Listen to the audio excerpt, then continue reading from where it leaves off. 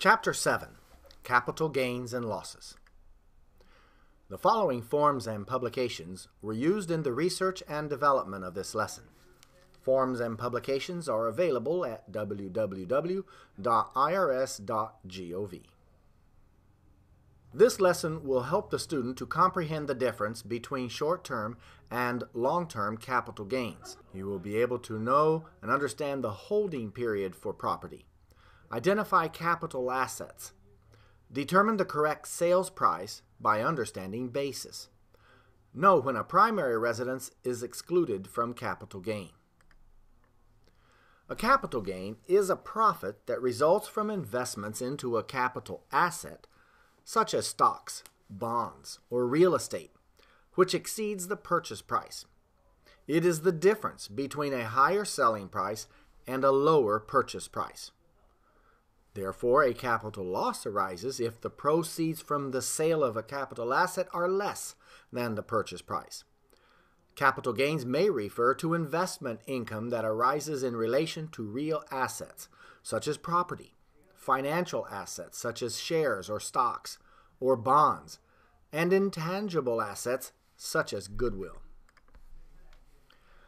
There are two holding periods relating to capital gains or loss. First one is short-term, that is property or assets held for less than 1 year. Or long-term is held for more than 1 year. Net gains and losses, sales price minus purchase price equals net loss or net gain. Capital assets are items held for personal purpose, pleasure, or investment purposes. A capital asset can be any property held by the taxpayer except stock in trade or other property included in inventory or held mainly for sale to customers, accounts receivable for services performed, depreciable personal and real property used in trade or business, copyrights, literary, musical, or artistic compositions, letters or memoranda, or similar property. U.S. government publications including Congressional Record. Certain commodities, derivative financial instruments held by a dealer. Certain hedging transaction entered into the normal course of trade or business. Supplies regularly used in trade or business.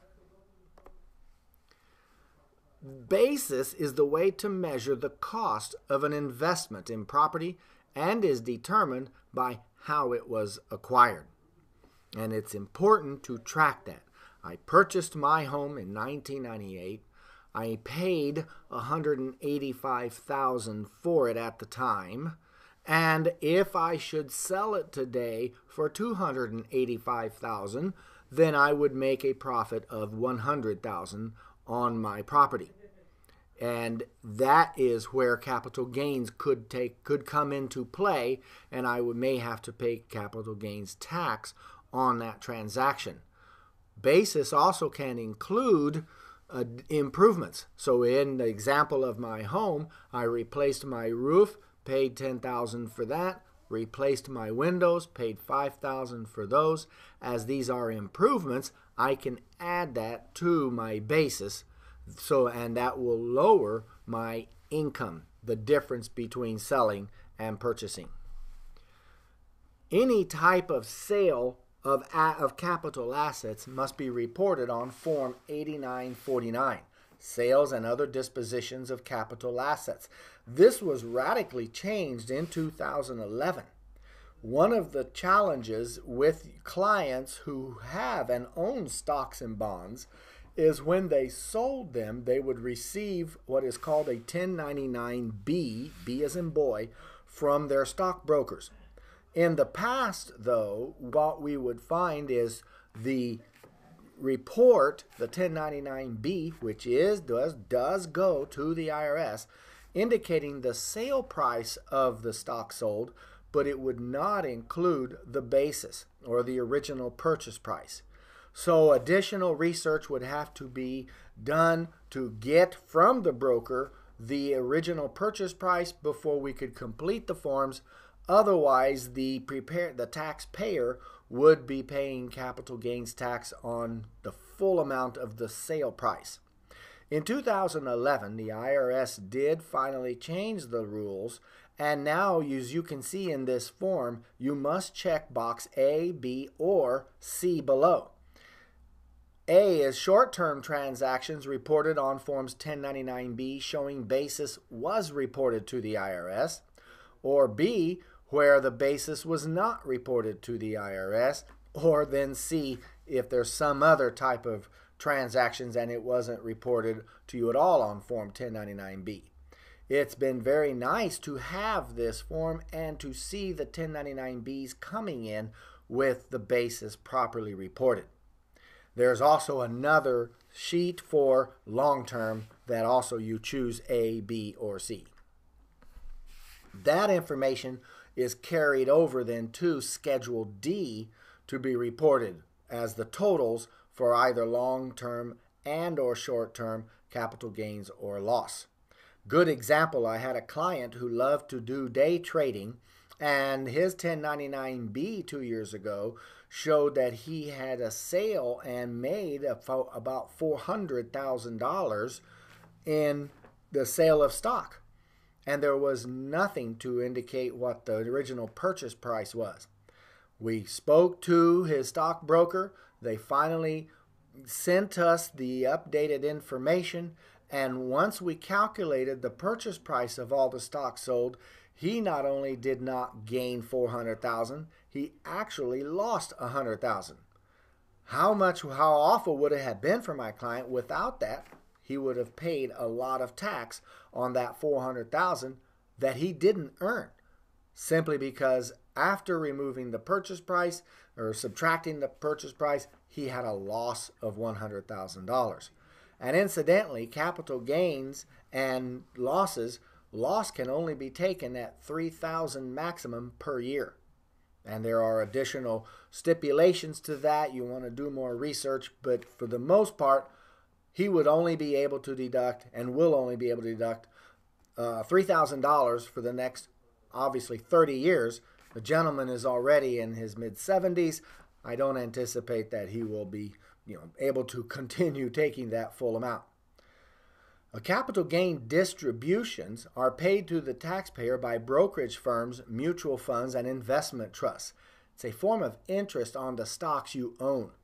So as there is a distribution that is generally paid to you and you keep it in your account, that allows you then, that becomes income, earned income that you're taxed on, usually under short term, but you must